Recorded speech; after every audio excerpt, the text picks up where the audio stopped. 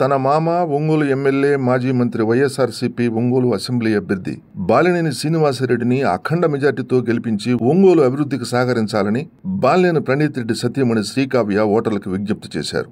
బాలినేని శ్రీనివాసరెడ్డి 6వసారి గెలిచి సిక్సర్ విజయం సాధించేందుకు అవకాశం ఇవ్వాలని విజ్ఞప్తి చేశారు.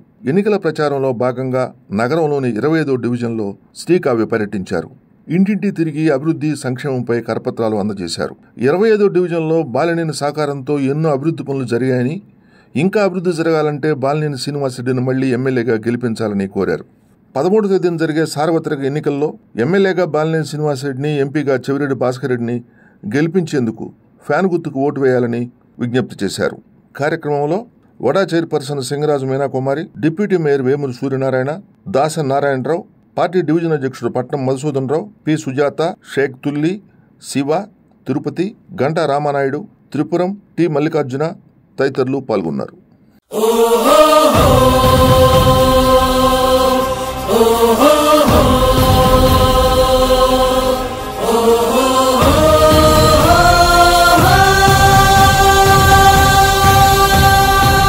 మా ఇంటి దీపం నువ్వే బాలినేని వాసన్న,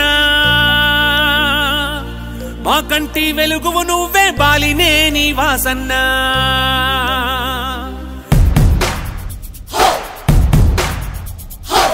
మా ఇంటి దీపం నువ్వే బాలినేని వాసన్న, మా కంటి వెలుగువు నువ్వే బాలినేని వాసన్న. ఒంగోలు గడ్డ మీద నీకు సాటి ఎవరన్నా, వైసీపీ జెండా మళ్ళీ ఎగరేస్తాం చూడన్నా. మా ఇంటి దీపం నువ్వే బాలినేని వాసన్న, మా కంటి వెలుగువు నువ్వే బాలినేని వాసన్న. ఓహో ఓహో ఓహో ఓహో ఓహో ఓహో ఓహో.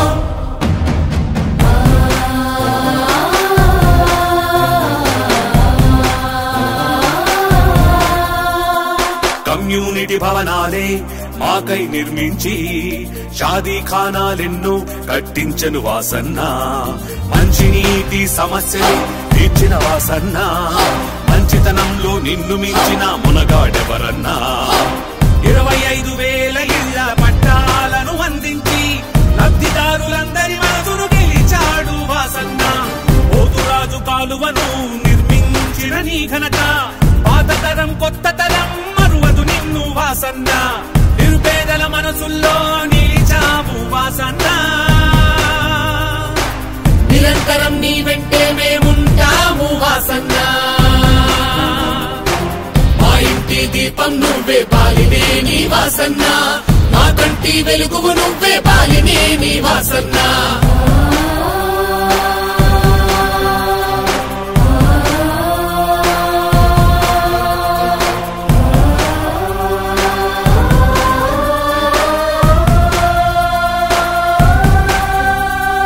రోగాలొస్తే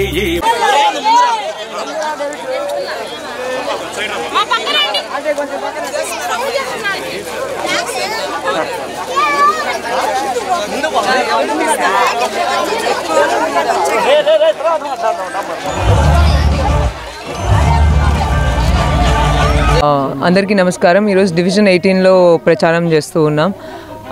ఇక్కడ నేను వచ్చేసరికి ఇంట్లో ఎవరు లేరు, పిల్లలు కానీ పెద్దోళ్ళు కానీ ముసలి వాళ్ళు కానీ ప్రతి ఒక్కళ్ళు మాతో నన్ను చూడగానే వాసు గారు ఇంటి నుంచి వచ్చిన ఆనందం, వాళ్ళు నన్ను రిసీవ్ చేసుకున్న విధానం కానీ నేను అసలు చాలా సంతోషంగా ఉన్నాను. ఇక్కడ ఈ కాలనీ మొత్తంలో ఎప్పుడు మామయ్య గారికి మంచి మెజారిటీ ఉంది. ఇక్కడ అందరూ మామయ్య గారు అంటే చాలా ఇష్టం, వాసు గారు అంటే అందరూ ఆయన్నే గెలిపిస్తూ ఉన్నారు. ఇంక పైన ఆయనే గెలిపిస్తానని కూడా అంటున్నారు. ఇక్కడ పెద్ద సమస్యలు కూడా ఏమీ లేవు. నాకు తెలిసి ఒక చిన్న స్కూల్ అడిగారు, ఇప్పటి వరకు బాగుంది స్పందన. నేనైతే ప్రతి ఒక్కరిని ఒకటే కోరుకుంటున్నాను, డెవలప్మెంట్ అంటే ఏదో ఇవి చేసాము అంటే పక్కనున్న చిన్న చిన్న కాలువలు చేయలేదు, లేకపోతే చెత్త చేయలేదు, చెత్త ఎత్తలేదు, అవి కాదండి. డెవలప్మెంట్ అంటే చాలా కనపడే, అంటే ఇప్పుడు వాటర్ స్టోరేజ్ ట్యాంక్స్ కానీ ఇళ్ళ పట్టాలు కానీ ఇవన్నీ చాలా పెద్ద థింగ్స్ చేయడం, అది ఎవరు నార్మల్గా ఏ లీడర్ చేయలేని పని. మా మామయ్య గారు చేసిన ప్రతి పని చాలా పెద్ద డెవలప్మెంట్. అది ప్రతి మనుషులు గమనించండి. ఇన్ని సంవత్సరాలు ఆయన చేసి ఎవరిని ఇబ్బంది పెట్టకుండా ఎవరిని బాధ పెట్టకుండా చేసుకొని వచ్చారు రాజకీయం. ఆయన మీరందరూ మళ్ళీ అదే ప్రేమతో ఆయన్ని గెలిపియండి. మేము ఇంత కష్టపడుతున్నా ఇవన్నీ కూడా మా మామయ్య కున్న మంచితనం అందరూ గమనించి తప్పకుండా ఫ్యాన్ కోటేయండి. అది డెవలప్మెంటే బేసికలీ. బట్